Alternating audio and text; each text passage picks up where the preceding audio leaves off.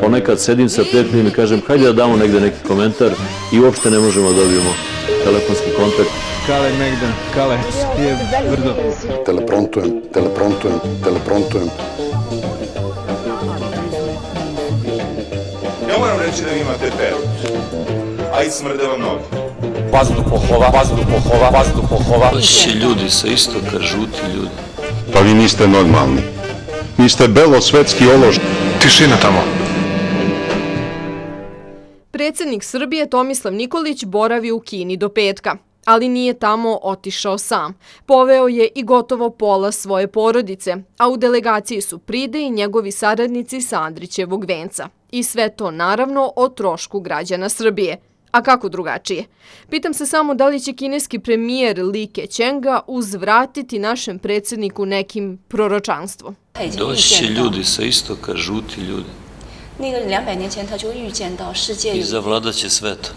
Možda bi proročanstvo moglo da se odnosi na to šta će se desiti ako Nikolić potroši sve državne pare na skupa putovanja sa brojnim delegacijama.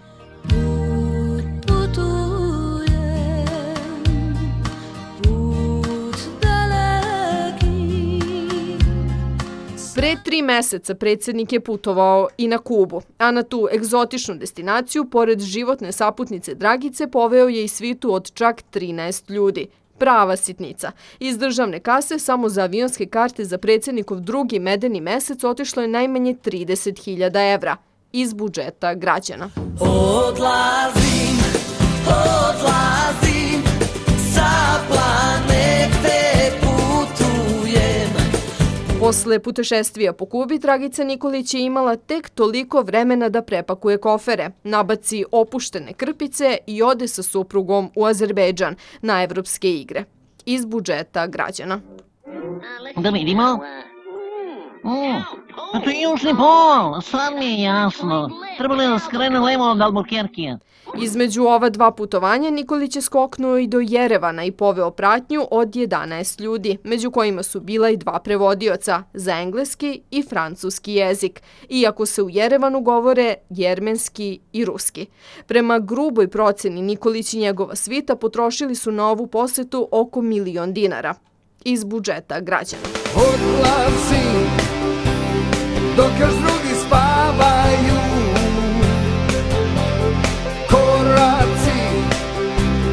Pločnikom odzvanjaju.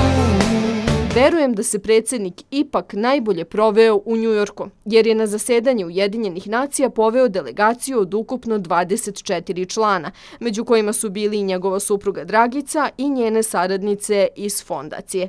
Bilo je i 9 službenika iz Ministarstva spoljnih poslova. Na ovaj put potrošeno je 50.000 evra iz budžeta građana.